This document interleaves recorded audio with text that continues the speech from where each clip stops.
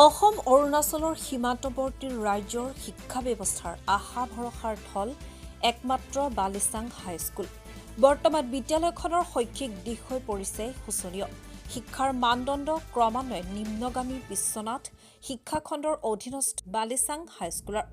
বিদ্যালয়খনত নাই পৰ্যাপ্ত শিক্ষক, কেইবাটাও বিষয়ৰ শিক্ষক নাই বিদ্যালয়খনত। মই ক্লাছ 8 সেকশন বি হয়।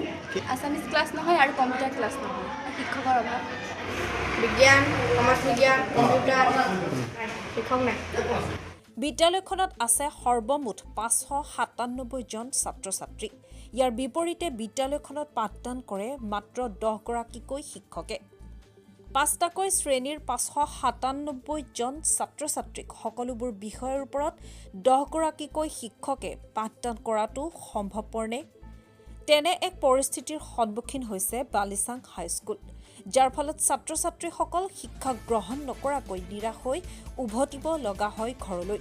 উল্লেখ্য যে শিক্ষকৰ অভাৱ সম্পৰ্কে বিভিন্ন সময়ত অভিযোগ উত্থাপন কৰি আহিছে ৰাইজে। সমান্তৰালকৈ পাভৈ আঞ্চলিক ছাত্ৰ সন্থায়ো শিক্ষকৰ সমস্যাৰ ওপৰত একাধিকবাৰ কৰি আহিছে আবেদন-নিবেদন। আনকি শিক্ষকৰ অভাৱৰ কথা উল্লেখ কৰে ছাত্ৰ-ছাত্ৰীসকলেও। তৎসত্বেও গা লৰা নাই শিক্ষা বিভাগৰ বিষয়াসকলৰ।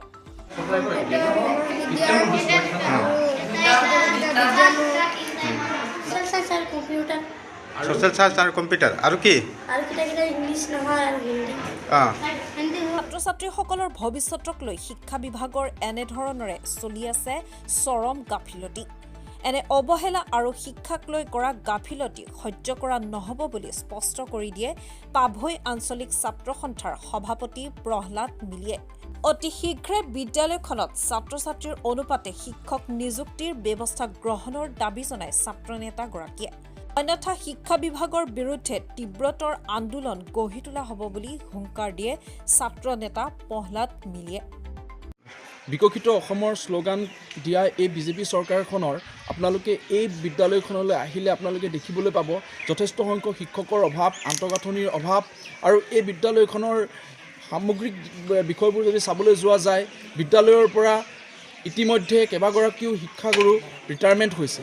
কেইবাগৰাকীও শিক্ষক ইয়াৰ পৰা এটাচমেণ্টত অন্য বিদ্যালয়সমূহলৈ লৈ যোৱা হৈছে। ইয়াৰ ফলশ্ৰুতিত এই বিদ্যালয়ৰ ছাত্ৰ ছাত্ৰীসকল শৈক্ষিক যি নিত্যনৈমিত্তিক যি শৈক্ষিক যি পাঠ্যক্ৰমৰ পৰা সদায় বঞ্চিত হ'বলগীয়া হৈছে। এই বিদ্যালয়ত যি ধৰণৰ শ্ৰেণী প্ৰদান কৰিব লাগে, হয়তো 6টাকৈ শ্ৰেণী শিক্ষাগুৰুসকলে প্ৰদান কৰিব লাগে, কিন্তু সেই 6টাকৈ শ্ৰেণী শিক্ষাগুৰুসকলে প্ৰদান কৰাৰ পৰা অসমৰ্থ হৈছে। এইবাবে অসমৰ্থ হৈছে যে এই বিদ্যালয়ত শিক্ষকৰ যথেষ্ট অভাৱ।